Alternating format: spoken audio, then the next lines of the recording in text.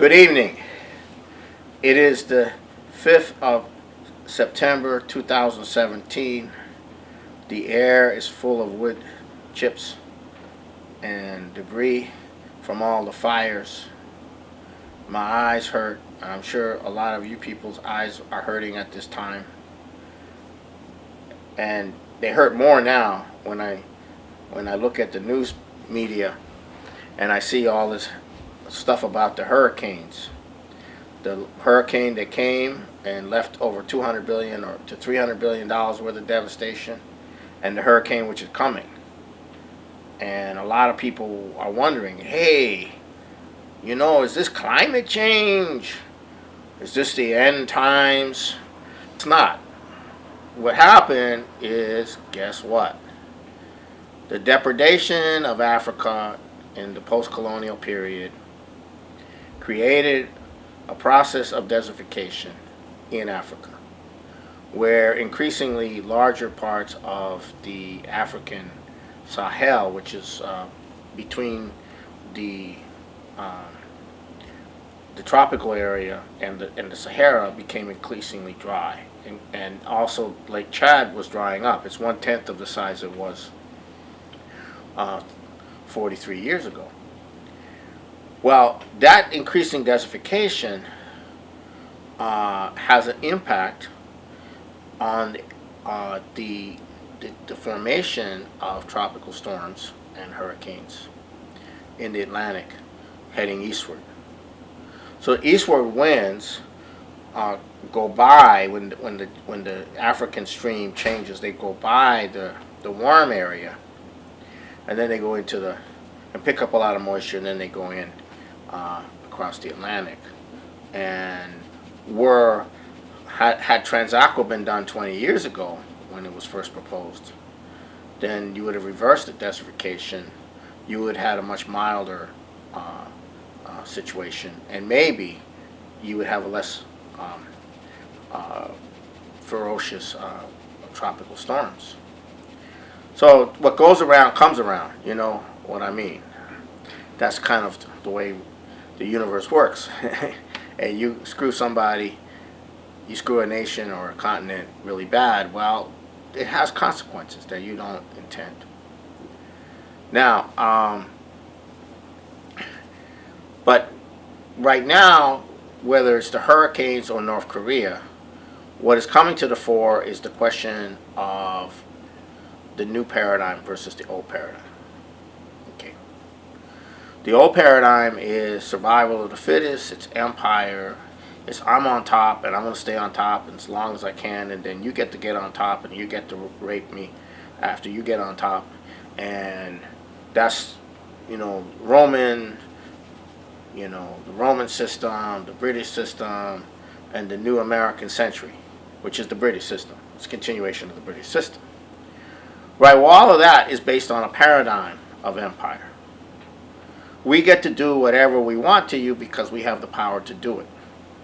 And we also have the means to justify it in whatever way, in the name of democracy, in the name of freedom, or whatever. It doesn't mean the other guy is nice either, but it just means that we get to write the rules, we get to write the way we're going to interpret it, and we have the power, and you're going to accept that, or else. You have no choice. We're the power. Now, this is how developing countries over many decades, and this is something I've been very much involved in, were kept backward by the inability to have the terms of trade that require for them to develop. However, all of that has changed, and you see this at the BRICS Summit in China, which just concluded, where these nations, these formerly developed nations, these nations which are developing, are now becoming the power in the world. They are charting their own economic development through mutual development, with China being the leader in terms of development, through the One Belt, One Road, in the future to Transaqua for Africa, and maybe in the future the Bering Strait Tunnel to integrate the U.S. into the global development of the world. That new paradigm is not based on empire. It's based upon everybody benefits when everybody benefits. right? Everybody benefits when everybody benefits. Win-win. So essentially, so that's one aspect of the new paradigm. Now apply the new paradigm to the current situation in the U.S. with respect to Harvey, the hurricane, which dumped the water that flooded the whole area. And apply it also to the coming hurricane, Irma, which is coming up into Florida. Who knows where it's going to end up. These disasters there's infrastructure that you can create to deal with these disasters. And Army Corps of Engineers and civil engineering societies have been talking about this for decades.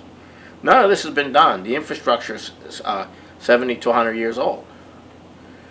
Other nations have put up infrastructure that has stopped these type of that has made these kind of calamities much more tolerable. So how are we going to deal with this? Well, the existing financial system won't allow you to deal with it. The Congress does not want you to go into debt to finance anything, and if you spend a lot of money on cleaning up the mess that's been created, then you got to take the money from something else. There's no concept of capital budgets, and there's no concept of a national bank or credit facility to do all of this. We haven't had anything since the end of the FDR administration with the Reconstruction Finance Corporation. And by the way, it was the Reconstruction Finance Corporation that funded the conservation program. What was the conservation program? It was creating, conserving the land that had been destroyed through the looting process of Wall Street, which created the Dust Bowl and all of that. So you had a massive conservation program that employed the unemployed. You also had these huge river dam systems created. You had one here in the Northwest, the Grand Coulee Dam, and 15 other dams on the Columbia. Huge. You had another one on the Colorado River, which included Hoover Dam. And then you had the Tennessee Valley Authority. These are absolutely profound developments. Now, no civilization in history can exist without the proper hydraulics. And what do I mean by hydraulics? I mean sewage, water, a means to prevent floods, a means of using the floods to generate water for irrigation, control over the rivers, navigation, canals, ports. All this stuff is absolutely indispensable to the existence of a civilization. Europe did not progress from the time of the Romans. It went through a collapse period, but it was only under Charlemagne, beginning in 800 AD, that Europe began to develop. And how did Europe develop? Well, Charlemagne launched a massive campaign to build canals. Canals that would link river systems, to link inland navigation, so that people could trade, people could travel, people could bring materials in and take materials out. That was crucial. In the United States, everything depended first on the Chesapeake, Ohio Canal, then the Erie Canal, then linking up the Great Lakes, and then linking up the Great Lakes to the Ohio, Mississippi, and Missouri rivers. That was the basis of the development of our nation. Those projects. Okay. What we have in the Gulf area there, around Houston and New Orleans, is you have 8 of the top 12 by tonnage ports. What's going on there? Well, all the stuff is coming out of the interior of the United States through these waterways into these ports. All the stuff is going in. Then you have all the petrochemical activity going on there. So this is huge. This is the core. This is the core of the ocean-going transportation and so forth. Now it's all having to wait till it be. I don't know exactly where everything stands, but it's been profoundly disrupted. The increase of price of gas is only the beginning of it. 1 million cars have been lost. It's huge. But beyond that, there is no policy to deal with it, other than to provide aid or to help people. But that's very minimal. And now this other hurricane is going to hit Florida. But this was... So how do you deal with that? Well, you only deal with that by changing the system, by going to a credit system, by dumping Wall Street, by implementing Glass-Steagall, by going with the credit system. That's the only way you're going to be able to finance this. Nothing. Like I said, the last person was FDR. Now let me take you back even further in history. How did China become so populous? Why was China the most populated part of the planet from the very beginning of the dawn of civilization? Okay, they have an unbroken continuous civilization for approximately 4,000 to 5,000 years. Well, starting around 1600 BC, guess what the Chinese were doing? They were building water projects. They were building canals. They were building irrigation and flooding systems. Why, you think all those people could exist without some integrated inland transportation system, or without some integrated irrigation system, or without these? In fact, many historians and scholars have properly called the Chinese historically a hydraulic civilization. It's a civilization which depends on vast public works of hydraulic nature. That's why they had a high population density. That's why they could irrigate and have massive amounts of rice, because they had a hydraulic civilization. And every dynasty that came in at the height of its better period, they were building. They were putting millions of people to work, maintaining and building infrastructure. In 600 AD, they built a canal from the coast below Shanghai at Hangzhou all the way up to where Beijing is. One canal, one huge canal, and that canal also connected all the river systems. It was somewhat of a north-south canal that connected with the river systems that were going east-west, and that included the Yangtze and the Yellow River, which are two huge rivers that come off the Himalayan roof. All the major rivers come off the Himalayan roof. So when China was at its hot peak in the various different dynasties, the Tang dynasty, the Sung dynasty, the Ming dynasty, they were building water projects. So were we. We were building water projects. We were developing our hydrology, our water systems. We haven't been doing that, and that's part of the problem. We haven't been doing that, and when the Chinese stopped doing that because they became corrupt or they started to break apart, then they opened the door for calamities, and calamities did come, and you had massive dislocations. You had periods of collapse where dynasties disintegrated into warlords, and millions and people died, and then a new dynasty would eventually emerge. But that new dynasty could not continue, could not emerge if it did not deploy its resources to develop the hydrology of China. And of course, in the modern period, you can add electricity through hydropower, which is a key component of hydrology. But even before the development of electricity, this is the key to any civilization. And we have, in the Chinese sense, in our maintaining of our infrastructure and the maintaining of our hydrology, we have essentially lost the mandate of heaven. The mandate of heaven is only there if you respond to natural law, and natural law requires that you develop, that you maintain these things, and that you develop. And if you're not obeying natural law in the Chinese sense, then you've lost the mandate of heaven. And indeed, our Congress has definitely lost the mandate of heaven at this point, completely. And so it's not an accident that the Chinese understand this from their historical standpoint. It's not the same as ours, but they understand this. So we are faced with this crisis in the U.S., and it's going to get worse. And the New York City crisis is going to get worse. The inland waterways of that come down from the Great Lakes to the Midwest to the industrial heartland or the former industrial heartland of the United States is also a crisis.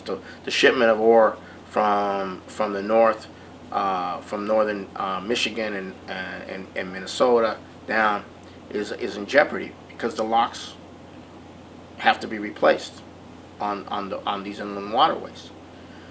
And we could go on and on and on. But you're going to have to reorganize the whole thing. Now, the LaRouche movement is currently putting together a task force that is going to look at the whole picture, from Texas to Washington to New York, and we're going to be putting together an orientation for what has to be done to not only to solve the problem so that these things don't become the dominant feature of our lives, but also to deal with it in the long term as well as the short term. So we're putting that together. I don't know when we're going to have our program put together on that, but it's very important because right now there's nothing like that being done. There's no concept being put together. Everyone's trapped in the monetarist system of, we don't have any money. Where are we going to get the money? They won't go there yet. They have not understood that the money, you create the money in the credit system, the way Lincoln, the way FDR did. Now, so this requires a different paradigm for the United States, a paradigm of development. Now, if you shift now the focus to North Korea, you have a similar situation. Okay, the North Korea situation is it's a very complex product of a number of different operations. Back in 1994, after Clinton came into the White House, LaRouche was let out of prison, and LaRouche, through proxy, was involved in designing a policy for resolving the North Korean situation through what's called a peace through development. And an agreement was made in 1994 with North Korea, which involved economic aid and a process of North Koreans moving away from their missile program and the nuclear bomb development. Part of that was to provide them also with a nuclear power plant. Now, the Obama administration and the Bush administration wrecked that, and they wrecked it for not the reason that a lot of people might think. They wrecked it because they wanted an excuse to set up the same kind of system a different but similar kind of system that they were setting up in Europe for eventually winning World War III.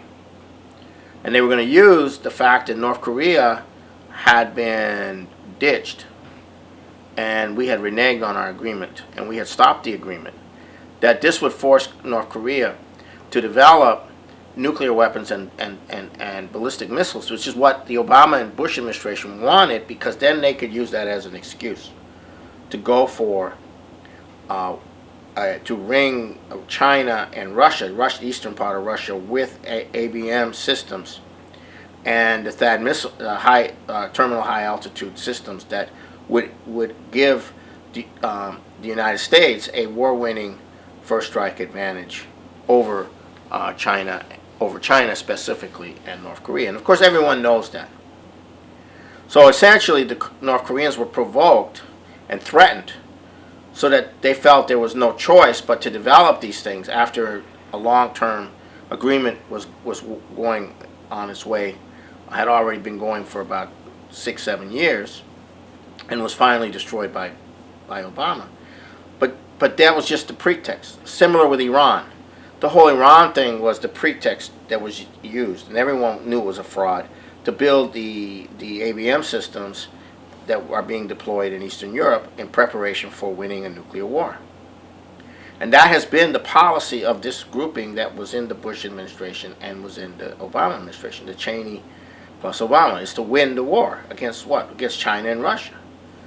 That's why we have been supporting ISIS, al-Nusra, Al-Qaeda, the international terrorist element, the drug trade. It was all to destroy, it was all to fund the drug trade, fund the terrorists, but it was to destroy and to create proxy wars and so forth. The same with what we did in Libya and in Iraq. These were all precursors to the big one, which is to take down Russia and China. and declare, that we're now going to rule the world under democracy and market capitalism. But things are not working out very well because of the market capitalism doesn't work if you don't invest in development. Works okay to some degree if you invest in development. Market capitalism can work if your government makes sure that your market capitalism is oriented towards developing your nation. Then you have a good chance of having market capitalism, exist. But when your market capitalism becomes one of predatory financial activity and speculative bubbles and derivatives and holding worlds hostage to currency speculation and currency attacks and keeping everyone backward that way, well, then your market capitalism is going to collapse at some point. It's not really market capitalism; it's financial imperial system. But they say it's market capitalism, but it's not. It's financial market capitalism. So, when the Soviet Union did collapse, they thought they had a green light to take over the world. Well, the world isn't going that way. It's going the other way. It's not being. You're not taking over the world. The world is coming together around a different principle, a different paradigm. So now, what do you do about North Korea? Right? Are you going to maintain the excuse so you can establish a capability to wage war against China? What are you going to do about North Korea? And then there's the other problem. North Korea is making it very clear through their missile tests and through their work that they're not going to stop their program, because they saw what happened to Iraq, they saw what happened to Syria, they saw what happened to Libya. They're not going to give up their program. So it's getting very complex. So now you have the president tweeting that South Korea is capitulating, appeasing North Korea. Then the U.S. is putting massive pressure on the Chinese to resolve the situation, which the Chinese can't really do. And if they do, they'll only antagonize North Korea. Now the U.S. is demanding that China and all the countries that do trade with North Korea shut down the trade as sanctions. And Putin is saying, yeah, but they will eat grass before they will agree to anything. You cannot force the North Koreans by force to adopt anything. Coercion, force will not bring them to their knees. They are not going to surrender. But why is that being pushed? Because if the United States doesn't have Korea as an excuse for creating a war-winning nuclear capability to be waged against China, before China has fully developed its technology to prevent that, then that's the end of the British Empire. That's the end of the empire. On the other hand, they're in the corner because of their threats to North Korea. These threats are important to keep the Korean nuclear program going. However, it won't be resolved in that way. The only way it's going to get resolved is through the One Belt, One Road, through the Belt and Road Initiative, through North Korea. And the North Koreans have sent a delegation to Vladivostok for the Far East Economic Forum that begins tomorrow. And they will be meeting with the South Koreans and others. So the idea is you resolve the situation by bringing North Korea into the One Belt, One Road, by bringing them economically in, by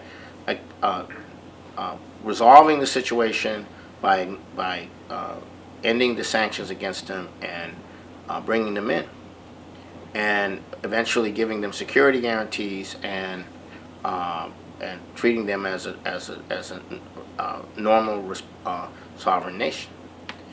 And if I say that in public, I'm going to get lynched here. Why?